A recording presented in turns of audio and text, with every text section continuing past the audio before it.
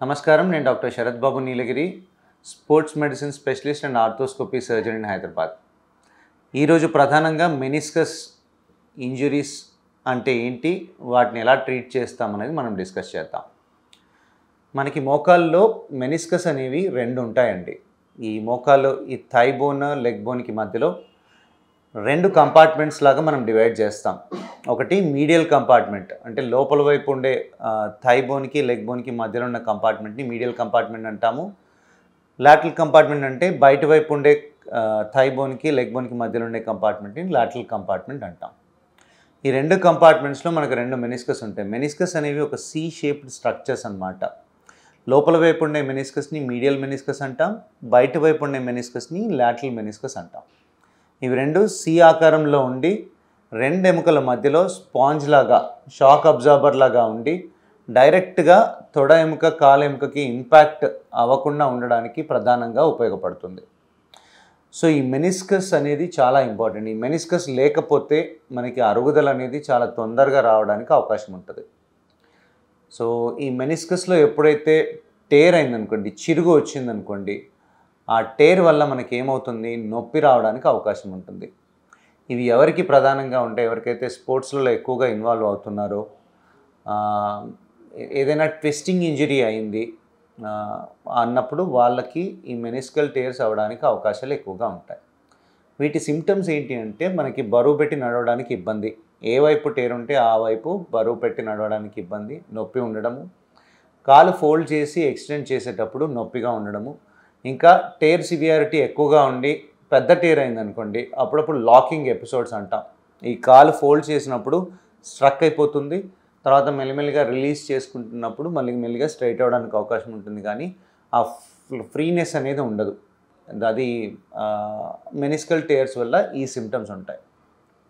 So ఇది ఎప్పుడు evaluate చేస్తాం, ఎప్పుడైతే ఏదైనా నీ పెయిన్ స్టార్ట్ అయినప్పుడు, ఫస్ట్ ఇనిషియల్గా ఏదైనా గేమ్ ఆడిన తర్వాత కానీ, చిన్న ఇంజురీ అయిన తర్వాత కానీ నీ పెయిన్ వచ్చిందనుకోండి, మొదట ఫస్ట్ 2 వారాలు రెస్ట్ తీసుకుని నొప్పి తగ్గుతుందా లేదా మనం చూస్తాం. ఎందుకంటే కండరాలలో స్ప్రెయిన్ అయినప్పుడు కూడా ఇలాంటి నొప్పి రావడానికి అవకాశం ఉంటుంది.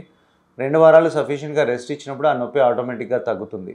ఐస్ ప్యాక్ లేకపోతే ఇంకా మెడికేషన్స్ ఏమైనా వాడినప్పుడు ఆటోమేటిక్గా తగ్గడానికి అవకాశం ఉంటుంది. 2 వారాల తర్వాత కూడా నొప్పి ఇంకా కంటిన్యూ అవుతుంది, డిస్కంఫర్ట్ ఉంది, నడవడానికి ఇబ్బంది, లేకపోతే కాలు ఫోల్డ్ చేసి ఎక్స్టెండ్ చేయడానికి ఇబ్బంది ఉందన్నప్పుడు అప్పుడు మనం ఎవాల్యుయేట్ చేస్తాం.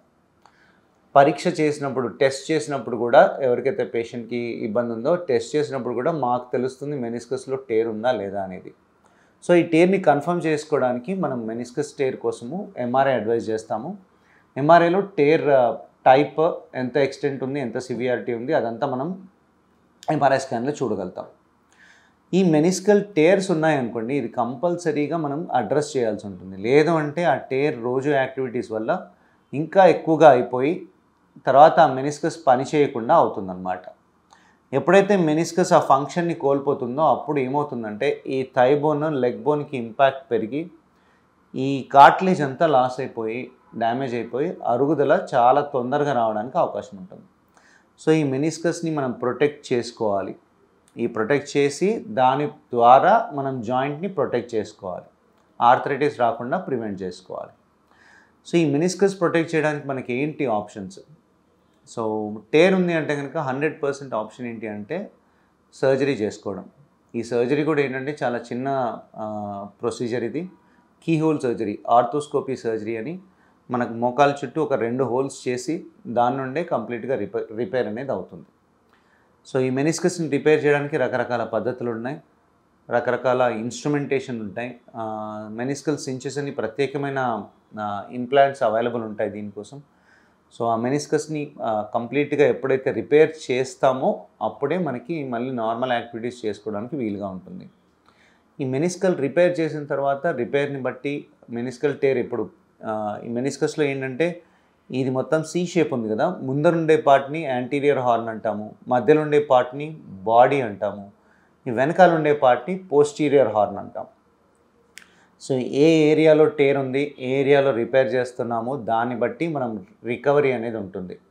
ఎంతవరకు బరువు పెట్టాలి, ఎంత ఫోల్డింగ్ ఇవ్వాలి, ఎన్ని రోజులకి కంప్లీట్గా బరువు పెట్టాలి అనేది మనం ఆపరేషన్ చేసే ఏరియాని బట్టి, రిపేర్ చేసే ప్లేస్ని బట్టి కంపల్సరీగా డిపెండ్ అయి ఉంటుంది. సో కంప్లీట్గా మళ్ళీ నార్మల్ యాక్టివిటీస్ చేయడానికి ఒక 1 month to 5 weeks టైం పడుతుంది. సో మళ్ళీ స్పోర్ట్స్ ఆడడానికి నార్మల్గా రావడానికి ఒక 3 months టైం పడుతుంది. ఎప్పుడైతే మనం ఈ మెనిస్కల్ టేర్స్ని నెగ్లెక్ట్ చేస్తామో చాలామందిలో ఏంటంటే ఏసీఎల్ టేర్ ఉంటుంది వాళ్ళకి. ఏసీఎల్ టేర్ని చాలా రోజులు నెగ్లెక్ట్ చేయడం వల్ల ఆ ఇన్స్టెబిలిటీ వల్ల ఈ మెనిస్కస్లో టేర్ పెరిగి బకెట్ హ్యాండిల్ టేర్ అంటాం. కంప్లీట్గా ముందు నుండి వెనక వరకు మెనిస్కస్ కంప్లీట్గా టేర్ అవుతుందన్నమాట. ఈ బకెట్ హ్యాండిల్ టేర్ వరకు వచ్చిందంటే ఆ మెనిస్కస్ రికవరీకి చాలా టైం పడుతుంది. కొన్ని టేర్స్ క్రానిక్ టేర్స్ ఉంటాయి. చాలామందికి చాలా ఇయర్స్ నుండి పెయిన్ అలాగే భరిస్తూ ఉంటారు. వాటిని క్రానిక్ టేర్స్ అంటాం. ఈ క్రానిక్ టేర్స్ ఏంటి అంటే రిపేర్ చేయడానికి కష్టం. రిపేర్ చేసినా ఎంతవరకు సక్సెస్ అవుతుందో ఆ రిపేర్ అనేది మనం చెప్పలేము.